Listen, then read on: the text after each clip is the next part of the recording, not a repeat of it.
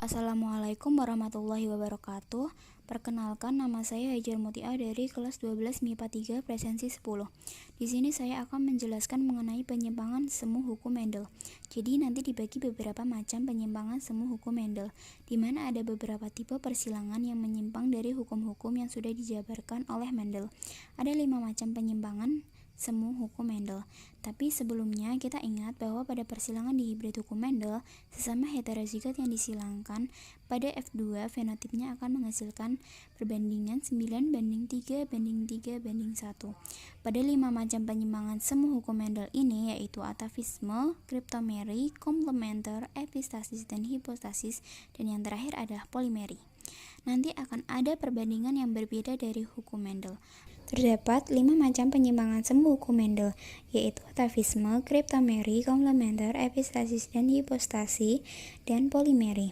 Mari kita bahas yang pertama, yaitu atavisme. Atavisme ini adalah interaksi antar gen yang menghasilkan filia atau keturunan dengan fenotip yang berbeda dari induknya.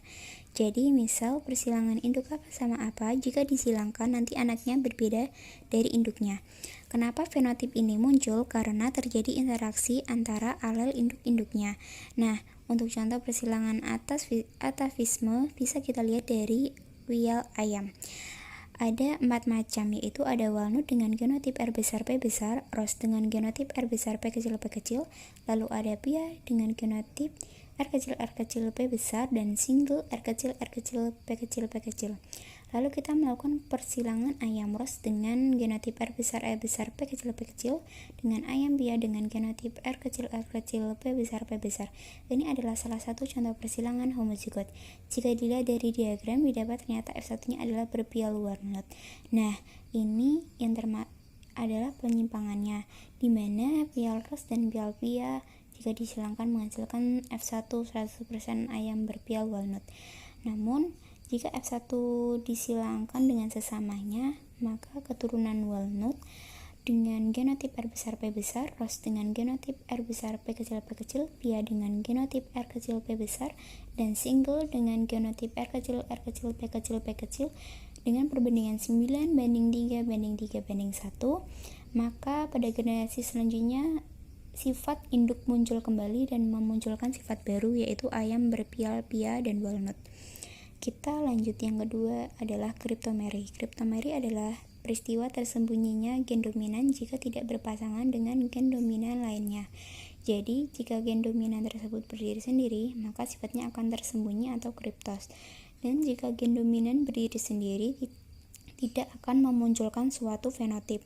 Meskipun dominan, dia akan tersembunyi. Contohnya pada bunga Linaria marocana. Jadi bunga ini punya 2 macam pasangan gen, yaitu A dan B. A besar terbentuk antosianin, A kecil tidak terbentuk antosianin, B besar protoplasma basal, B kecil protoplasma asam. Apa sih pengaruhnya asam basa sama warna? Maka kita lihat dari diagram berikut ini. Pada F1 menghasilkan 100% ungu dengan genotip A besar A kecil B besar B kecil, lalu menyilangkan dengan F1, jadi didapat fenotip F2 menghasilkan keturunan ungu dengan genotip A besar B besar, merah dengan genotip A besar B kecil, putih dengan A kecil dengan perbandingan 9:3:4. Jadi di sini ya kriptomerinya. Jadi sifat basa atau B besar tidak akan muncul atau tersembunyi kalau tidak bersama dengan A besar. Selanjutnya yang ketiga yaitu komplementer, adalah interaksi antar gen dominan dengan sifat yang berbeda yang saling melengkapi, sehingga memunculkan fenotip tertentu. Apabila salah satu gen tidak muncul, maka sifat yang dimaksud pun tidak akan muncul. Jadi ada 2 gen yang harus bersamaan untuk memunculkan suatu fenotip tertentu. Maka jika salah satu gen tidak muncul, maka sifat yang dimaksud pun tidak akan muncul. Contoh pada warna ungu bunga Lathyrus odoratus dipengaruhi oleh pigmen ungu dan enzim pengaktif pigmen.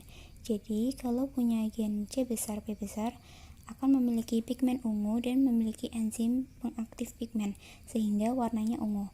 Berbeda jika C besar dan P besar tidak bertemu, maka menghasilkan warna putih. Seperti genotip C besar P kecil memiliki pigmen dan tidak memiliki enzim pengaktif pigmen, dan genotip C kecil P besar tidak memiliki pigmen dan memiliki enzim pengaktif pigmen. dan C kecil, P kecil tidak memiliki keduanya. Jika dilakukan persilangan fenotip bunga putih dengan genotip C kecil, P besar, disilangkan dengan genotip C besar, P kecil, maka F1 akan menghasilkan 100% bunga berwarna ungu, karena terdapat kedua gen dominan, yaitu C besar, P besar, P kecil. Dan pada persilangan sesama F1 didapat F2 adalah warna ungu dengan gen C besar, P besar, dan putih dengan perbandingan 9:7. Jadi kedua gen dominan harus ada untuk bisa memunculkan warna ungu, tidak salah satu. Perbandingan 9:7 akan muncul jika induk yang disilangkan sesama heterozigot. Jika induknya berbeda, maka perbandingan genotip juga dihasilkan berbeda.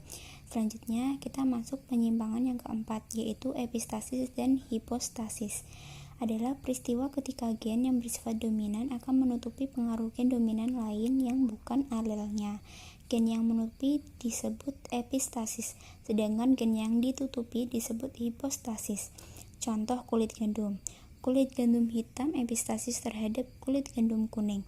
Jadi, kalau kulit gandum memiliki H besar, maka akan berwarna hitam, karena memiliki gen H besar tersebut epistasis atau menutupi gen kuning. Kalau H kecil dan mempunyai K besar jadinya kuning, dan kalau H kecil, K kecil, maka akan menjadi putih.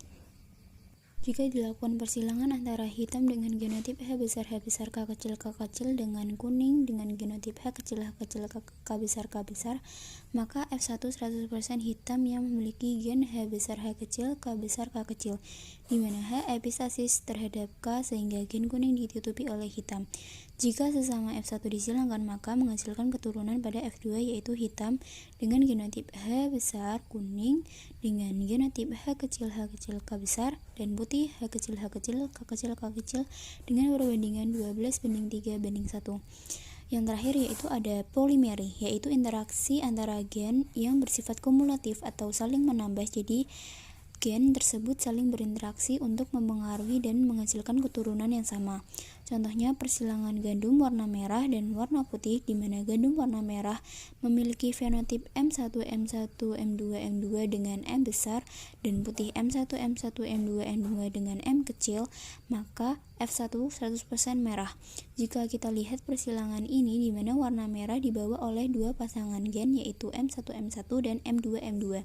Dan jika sesama F1 disilangkan, maka perbandingan yang dihasilkan atau F2-nya menjadi 15:1. Jadi asal punya satu saja gen M besar, maka fenotipnya akan merah. Walaupun merahnya nanti berbeda-beda. Ada merah tua, ada merah sedang, merah muda, dan merah muda sekali. Hal itu bisa terjadi karena gen M besar hanya ada 4, 3, 2, maupun 1.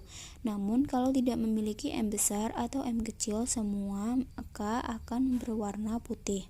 Sekian penjelasan dari saya. Mohon maaf bila ada salah kata. Wassalamualaikum warahmatullahi wabarakatuh.